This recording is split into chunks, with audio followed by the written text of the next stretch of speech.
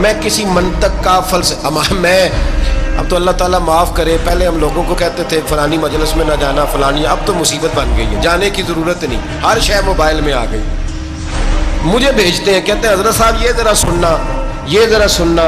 کل کراچی سے کچھ مہمان آ گئے اور بچوں نے وہ کلپ سنبھال کے، یہ مولوی دیکھو کیا کہتا ہے۔ اب آیتیں پڑھی جا رہی ہیں قرآن پاک کی، اتنا ٹکڑا یہاں سے لیتے ہیں، اتنا ٹکڑا یہاں سے لیتے ہیں اور ملا کے پتہ نہیں کون سا مکسچر بنا رہے ہیں، کسی آیت کا ترجمہ نہیں، کوئی واضح حدیث نہیں۔ ایسے ہوا ہوگا، پھر اس کو اس سے جوڑ لیں تو کیا بنتا ہے، اتنی جمع کر، یہ کون سا دین ہے جو توڑ مروڑ کے بیان کر رہے ہیں، کون سا مذہب ہے؟ دین تو واضح کھلی کتاب ہے۔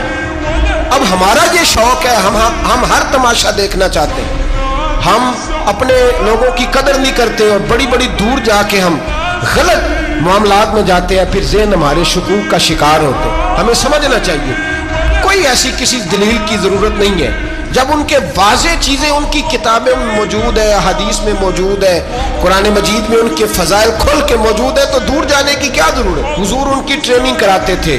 پہلی بات تو یہ ہے کہ نبی پاک نے دعا مانگی تھی، یا اللہ میرے گھر والوں کو زیادہ روزی نہ دینا، انہیں ایک وقت روٹی دینا، ایک وقت کی بھوک دینا۔ یہ جو 10 دن کربلا میں انہیں ٹینشن نہیں نہ ہوئی، انہیں عادت تھی فاقہ کرنے کی، انہیں 3 دن وصلی روزے رکھنے کی عادت تھی، پہلی بات۔ دوسرا یہ کہ جہاد کی تربیت حضور خود کراتے۔